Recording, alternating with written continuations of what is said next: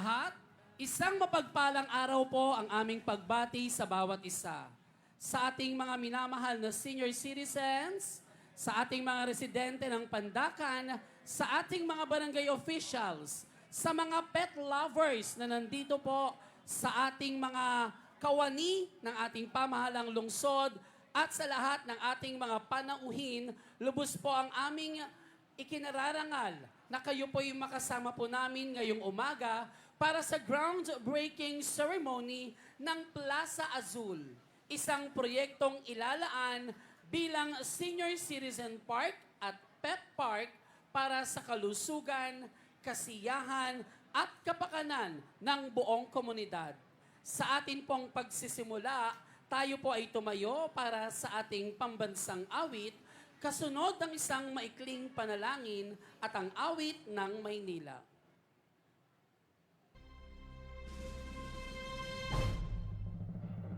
Kayang magiliw, telas ng sinakalan, alam ng puso, sa dikit mo'y buhay. Lupang hinirang, tuyag ka ng magiting, sa manluluping, di ka pasisigil, sa nagatang tutok sa simoy at sa langit ng bangaw, ay hinatang tulad, awit sa pagkayang minamahal, ang islang ng patawad mo'y tagumpay na nag-iingin, ang bituin at araw niya kailan ang may di magdidinig. Luma ng araw ng walhaging pagsinta, buhay langit sa piling ko. Ang inigaya ng pagkay mga aking, ang mamatay ng dahil sa'yo. Ilagay po natin ang ating mga sarili sa presensya ng ating Panginoon. Sa ngalan ng Ama, ng Anak, at ng Espiritu Santo. Amen. Aming mapagpalang Diyos, maraming salamat po sa pagkakataong ito na kami magsama-sama para sa isang proyektong magdudulot ng kapahingahan, kaligayahan at kaligtasan sa aming komunidad. Pagpalain po ninyo ang Plaza Azul Senior Citizen at Pet Park. Naway maging lugar ito ng pagkalinga para sa aming mga nakatatanda at ng responsableng pagmamahal para sa aming mga alagang hayop. Gabayan at ingatan po ninyo ang lahat ng manggagawa at mga opisyal na mangangasiwa sa proyektong ito. Ipagkaloob po ninyo ang tagumpay ng gawaing ito para sa ikabubuti ng lahat. Ito po ang aming dalangin sa iyong matamis na pangalan. Amen. Sa ngalan ng Ama, ng Anak, at ng Espiritu Santo. Amen.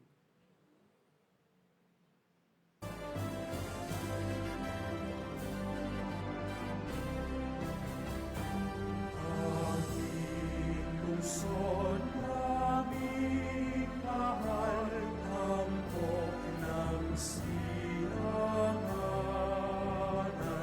patungo sa kaunlaran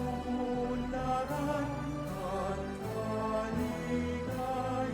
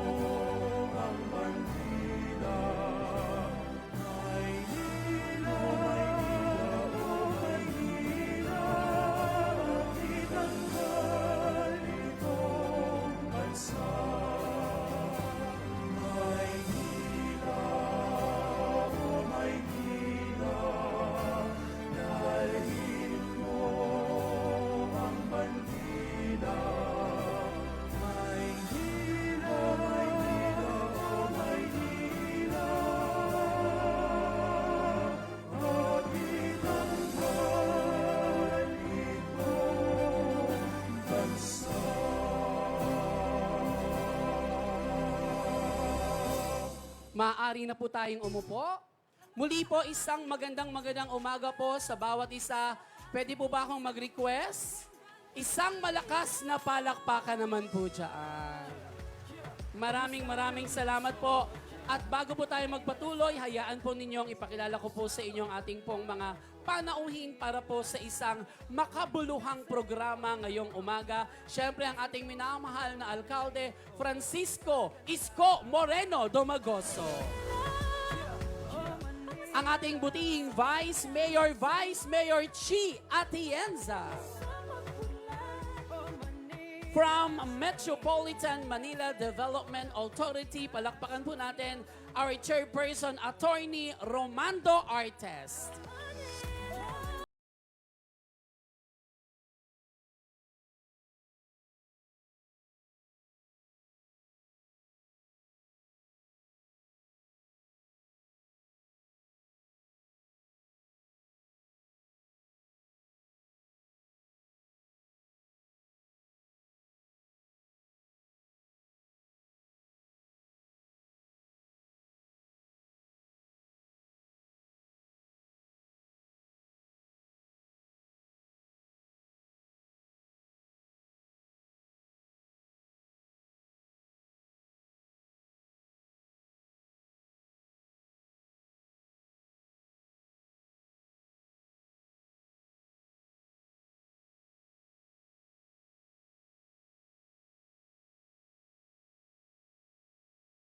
Ng Manila City Hall. Siyempre kasama rin po natin ang mga barangay officials, ang ating mga chairman, kagawad, tanod, secretary, treasurer, SK official ng Zone 92. Nasaan po kayo? Magpalakpakan po tayo.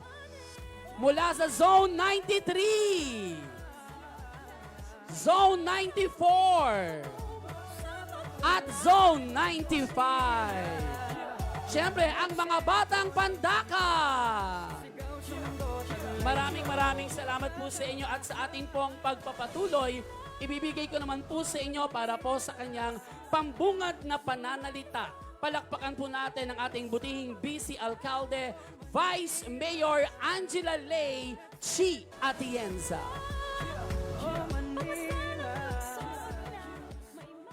Magandang umaga po sa inyo lahat. Kamusta po kayo? Mukhang maganda ang gising nating lahat dahil may isang magandang sorpresa ang ating alkalde sa atin. Pero bago po ang lahat, gusto ko munang bumati sa ating pinakamamahal na Yorme Isko Moreno Domagoso, kay Attorney Romando Artes, ang ating MMDA Chairperson, Undersecretary Goddess Hope Libiran. Pag nakita natin siya, mukhang may pag-asa na kagad. Ang ating Engineer Andres, na narito naman na talagang tumutulong sa atin. Ang mga konsihal na nagising ng maaga para sa okasyon na ito. Ang mga barangay chairman mula sa Zone 92, 93, 94, 95. Ang lahat ng mga media na narito ngayon at ang mga batang Pandakan. Alam nyo, sa totoo lang, nakakatuwa malaman na ang bisyon ng ating alkalde para sa ating syudad na mabigyan ng ating mga lolo at lola, pati na rin ang ating mga minamahal na mga aso at pusa at mga alaga sa bahay, ay meron ng mapupuntahan. Nakakalungkot dahil ilang taon nang nakatenga ito at wala namang ibang administrasyon na nag-ayos nito para mapakinabangan ng mga taga-Pandakan. Pero dahil sa kagustuhan ng ating alkalde na mabigyan ng safe space ang ating mga lolo at lola, ang mga kabataan at ang mga batang Pandakan, palakpakan po natin siya. Alam nyo, ang trabaho ko bilang vice alkalde ay sumuporta sa ating alkalde pagdating sa mga ordinansa at resolusyon na kailangan para may patupad niya ang plano niya dito sa Maynila.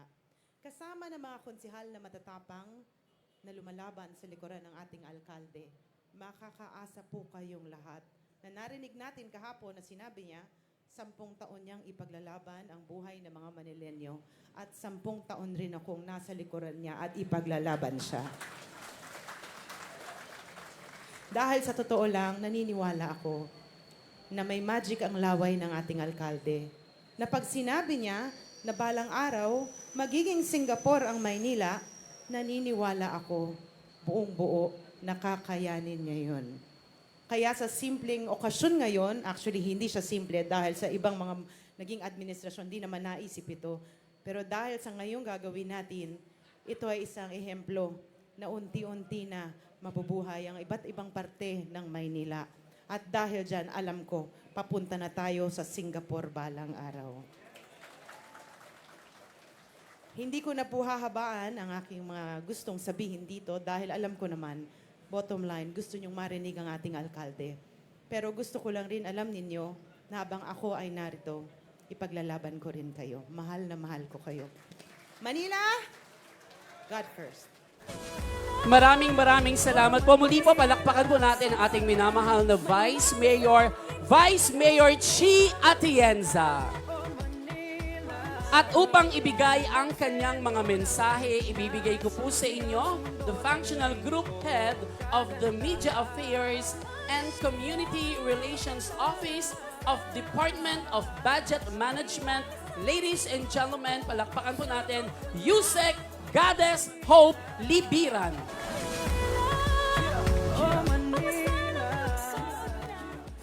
Hello, magandang umaga po sa inyong lahat.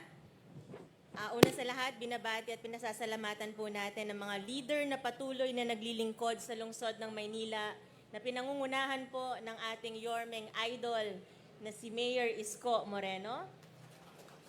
Dito po, ang napakaganda, nasa starstruck pa rin ako pag tinitingnan ko siya ng malapitan, si Vice Mayor Chi Atienza. At syempre, ang napakasipag at napakapogi rin na chairman ng MMDA na si Chairman Romando Artes.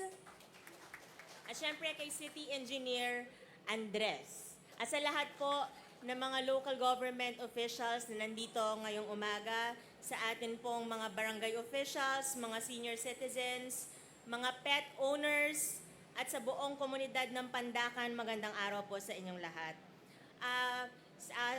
Our Secretary, Rolando Toledo, expresses his regrets for not being able to be here today, but pinapasabi po niya na ang puso po niya at ang isip niya ay kasama ninyo ngayon.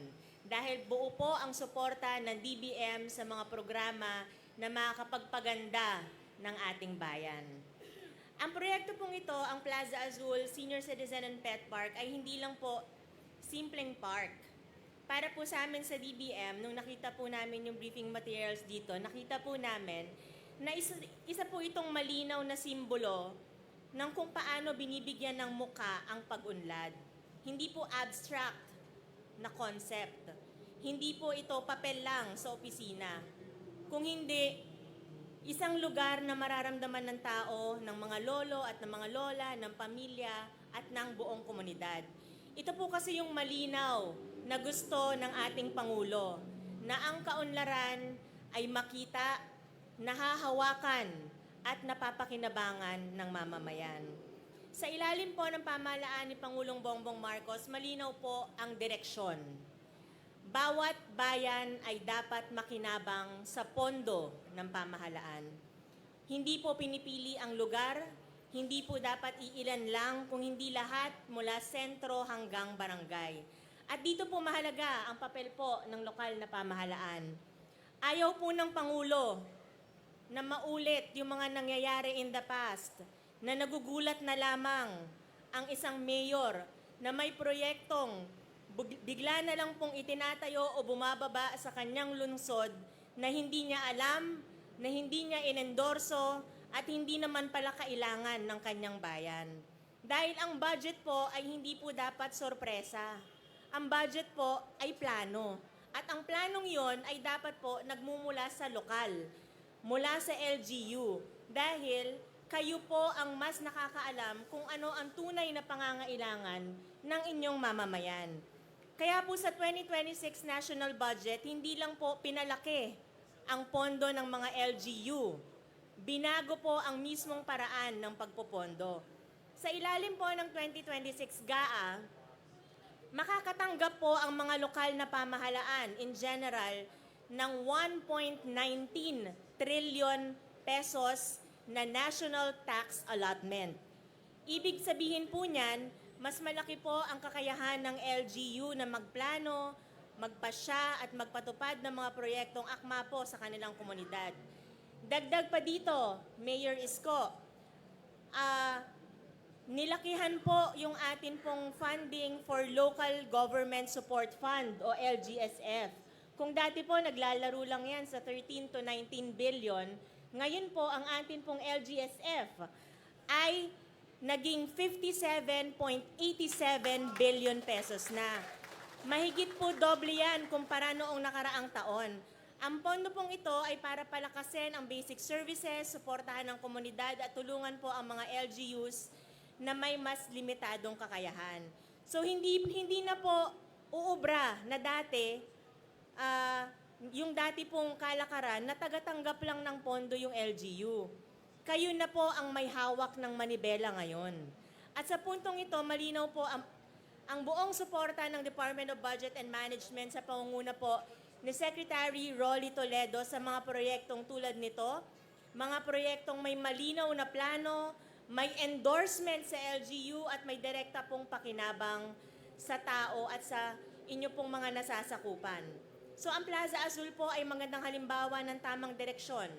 May malinaw pong layunin, may pakinabang sa komunidad, at may malasakit sa sektor na madalas nakakalimutan, ang atin pong mga senior citizens at ang kalidad ng pamumuhay sa lungsod ng Maynila. Sa huli, ang mensahe po natin ay simple. Ang pambansang pamahalaan ay kaagapay ng lokal na pamahalaan. Hindi po kapalit, no? May pondo, may suporta, may malinaw na balangkas.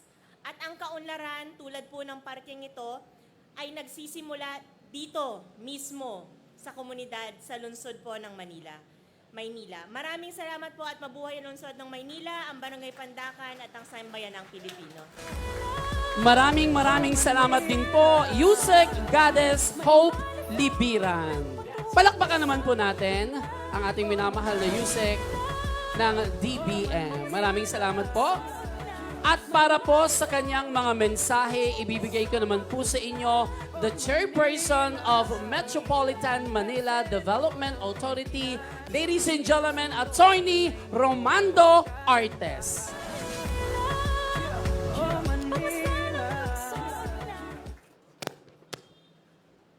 Magandang umaga po kay Mayor Isko Moreno Domagoso, Vice Mayor Chi Atienza, Yusek Goddess Libiran, kay Engineer Andres, mga konsehal, barangay captains, and sa atin po mga opisyalis ng barangay, ng pamahalang lungsod ng Maynila, mga kasamahan ko sa MMDA, sa mga senior citizens po at mga residente ng Pandakan, magandang umaga po sa inyong lahat.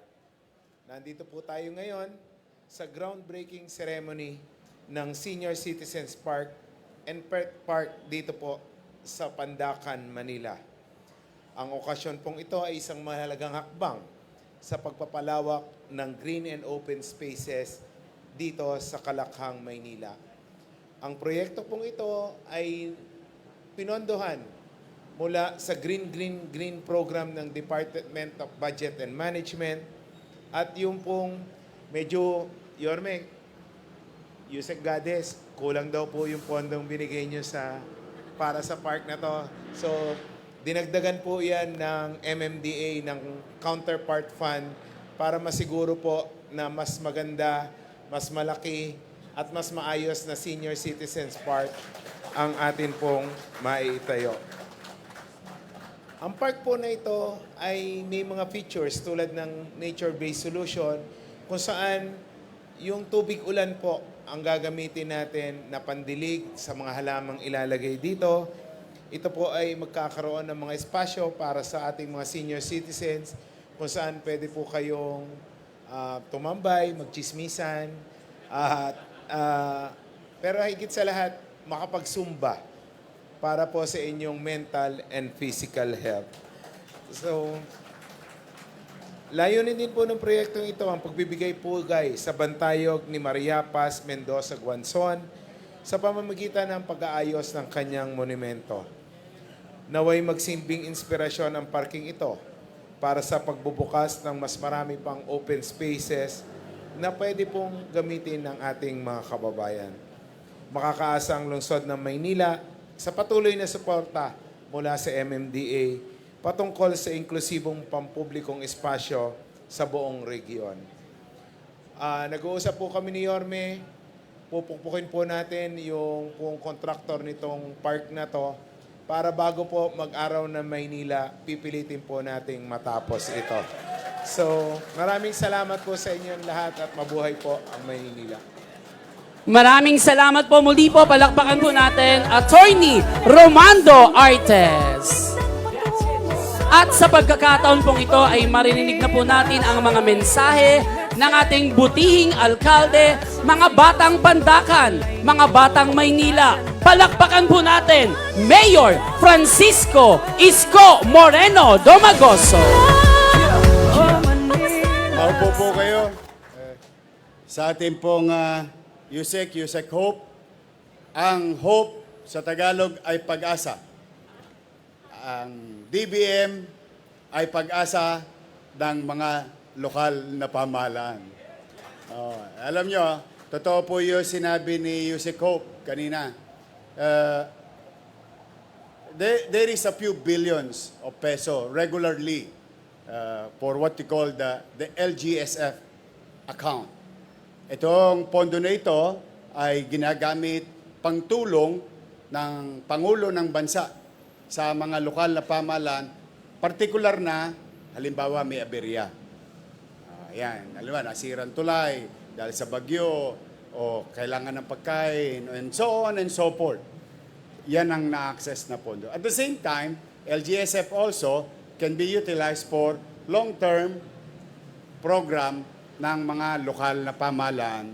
At kung sila'y kinakapos at tukod na tukod sa pananalapi, maaaring humingi ng tulong ang lokal na pamahalaan sa DBM, Office of the President, through that particular fund.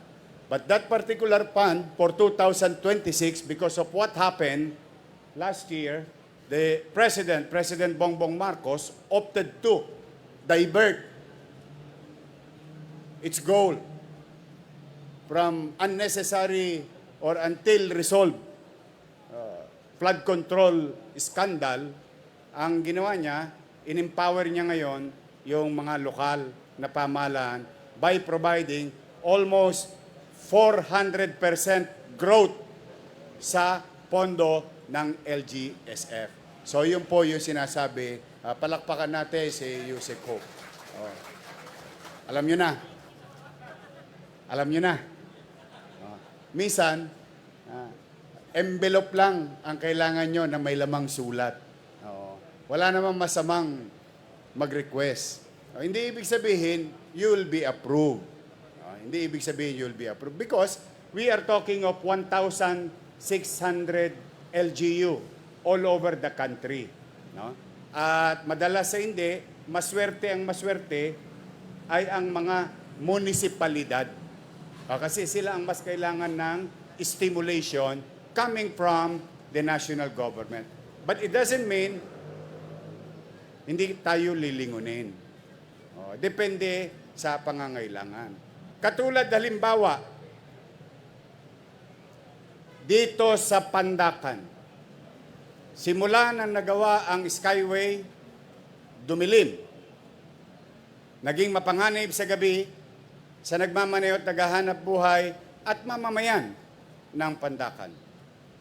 Hindi lang dumilim, umalikabok. Araw-araw sinisinghot ng tao sa paligid dito ang alikabok at sementong natira sa open space na ito. And that is hindi dahil ngayon lang yun. It's been here for the past 3 years. Open space. Nakatenga. May nagbalak pang magpatayo rito pero papel lang pala yun. Ay, hindi pala papel. Tarpaulin. But there is no papers, there is no project, there is no program. Now, nung ako po ay binigyan ninyo ng pagkakataon, mga batang Maynila, immediately, I went to this area at night time. Sabi ko, alam nyo, wag nyo nang hintayin na may tatawid na bata, may tatawid na matanda, sa kalagitnaan nito, at may maaksidente. Let's address this. Alaws na alaws tayo. Anong gagawin ko? But I did not stop there. So that's why, sabi ko kay Ramon Ang, sabi ko, RSA, baka po pwede makisuyo naman. Total, nakapaghahanap buhay naman kayo sa Maynila, baka pwede ilawan natin yung ilalim ng Skyway. Ang puhunan ko lang doon, kapal ng muka. Ang hindi ko naman ipinanghingi yung sarili ko. Mangyari ba? Tinugon. 20.8 million pesos ang binigay ni Ramonang sa lungsod ng Maynila. Ano naging resulta? Lumiwanag ang boundary ng Manila hanggang dito sa dulo sa likod natin. Pangalawa, may pera nakalutang worth 39 million for this project. Ang siste, hindi kasya. Then I went to Chairman Artes.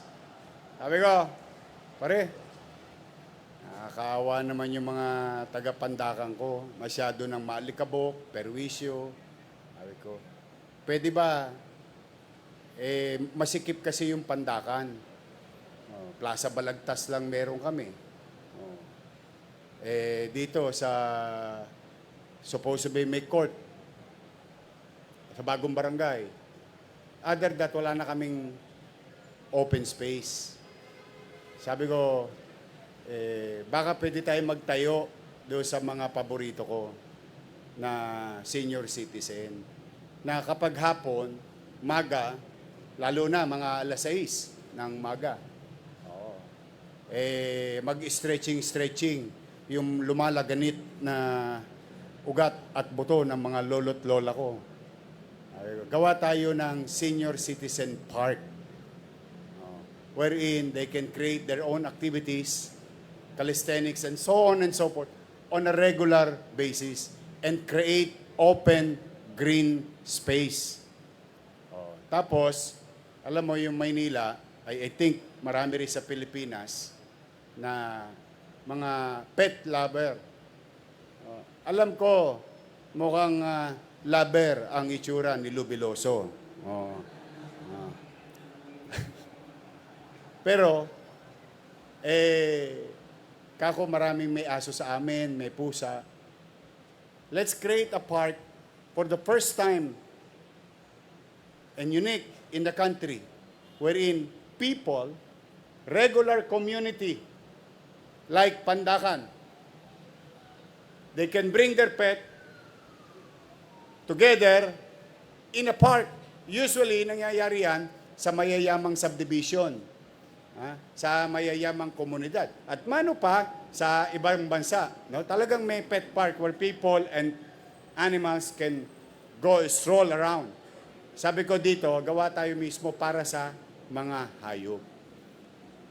Alam mo, itong araw ng pagsasama natin is a result of a unique relationship where local government and national government hindi lang nag-collaborate for social media content. Di ba yung the word collaboration pang social media? This is pure collaboration of resources of the national government and local government.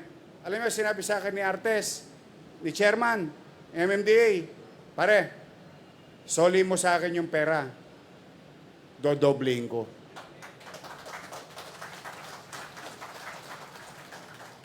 So, alam mo naman ako, kapalmoks din ako. Biro mo, piso, tamang 2 piso. Maganda to. So we did. Your city government, first time, sinasabi ko nga kay Yusek Hope, walang local government nagsosoli ng pera. Wala. Magtanong kayo, maghanap kayo. Basta yung pera, pumasok na. Wala nang bawian. O tanong nyo sa mga barangay, pwede ko bang bawiin yung binigay ko? Wala na. Todasan na yun. So, we did. I trusted and I believed with Chairman Artes that he and the MMDA family will fulfill their commitment to the city of Manila. So, binigay namin sa kanya at totoong nangyari. Ito tayo ngayon. Magkakaroon na tayo ng Senior Citizen Park and Pet Park in Manila. Mga taga-Pandakan, pwede ba medyo tigasan nyo naman, ipakita nyong dito sa Pandakan na makasaysayang bahagi ng Pilipinas, hindi lang ng Maynila. Sa makasaysayang bahagi ng Pilipinas, mga taga-Pandakan, isang mainit na palakpak bilang pasalamat sa MMDA family.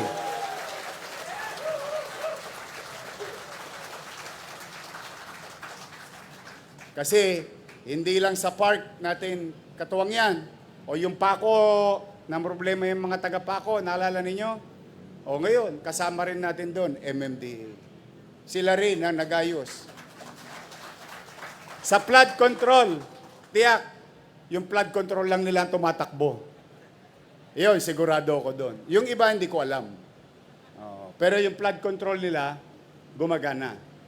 So, now, mga kababayan na naparito, masaya ako para sa inyo. Promise. Titigil lang alikabok. You will have more fresh air. More green space for your kids, sa mga apo ninyo, sa mga anak ninyo, sa pamilya ninyo. Gagawin natin BGC, itong Nagtahan Interlink. Kasi sa BGC, pwede ka magkadla-kadla eh. Dala-dala mo yung aso mo, di ba? Here, you can do it safe in the middle of a busy street. Safe for the people, safe for everyone, cleaner air and space for everyone. And I would like to give this people thanks also. Our partners, your elected official, Vice Mayor Chi Atienza,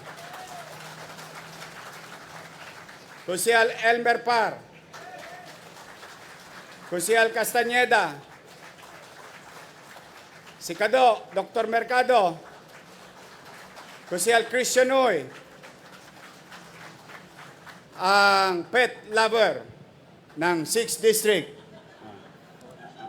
Mapagmahal din to sa kaya ako gustong-gusto si Lou, pareho kaming mahal ang senior citizen.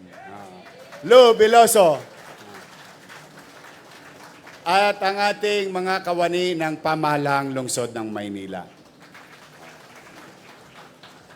Tapos, isang request na lang. Itodo nyo na. Total, there is about 1 kilometer away from here. 1 kilometer away. Baka nagmi-meeting si Presidente. Andiyan lang. Sa kanto, sa stoplight. Andiyan lang. Pwede ba palakpakan ninyo ng malakas para makahingi pa ako? Ang ating Pangulo ng Bansa, President Bongbong Marcos. O tingnan ninyo, baka lang nawawaglit sa isipan ninyo, ha? Si President Marcos, kalabang ko. Nakakompetensya ko yun. Tama ba? Naalala nyo pa? Olats ako. Dapat, meron akong ampalaya sa buhay. Tama ba? If there will be some bitterness, no? Tinalo ako noon eh. Dapat bitter ako. But I did not. Why? I set aside personal emotion. You focus on the job, on your responsibility. Walang politika. The same thing that I gave to other officials. Whether they're congressmen, whether they're councilor, whether they're barangay chairman or kagawad, whoever they are, wala. Kailangan mo isang tabi so that we can move on. And because of that attitude, here we are together, benefiting as local government, as people of Manila. That's why I, your mayor, will continue to do so. Huwag nyo nang masyadong iisipin yung damdaming masasakit na salitang na ibigay sa akin nung araw. Total, ako lang yon. Ang importante, kayo. Tao, mamamayan ng lungsod ng Maynila. So, the lesson learned is, kahit na hindi tayo magkakakampi sa politika, we can work hand in hand with others and other agencies na magbenepisyo ang mamamayan. Sa Maynila, tao muna, mamamayan muna, saka na ang politiko. May panahon para sa kanila. Tama ba? Mga nanay ko, mga tatay ko, mga lolo't lola ko, magkikita tayo sa 28. O dahil yung October nyo, yung November nyo, o yung December nyo, o paldong-paldo na naman kayo. Yung mga minamahal ko senior citizen. O pati yung ating solo parent at saka PWD. O, I will see you in the coming days. So, again, Nay, Tay, mga barangay chairman nandito, humigit kumulang 3 dosenang barangay immediately will benefit from this. I need you. I am asking for your help. Tulungan ninyo ako because I, for one, cannot do it alone. We need to catch up. Kailangan natin maghabol sa 3 taong nawala sa atin na pagkakataon. Kailangan natin mag-catch up. And we have to move fast. That's why, with all humility, buong kababaang loob, nakikiusap ako sa bawat isa sa inyo. Tulungan ninyo ako. Samahan ninyo ako. Because together, we can make Manila great again. Magandang umaga. Pagpalain nawa kayo ng Pong May Kapal. Manila!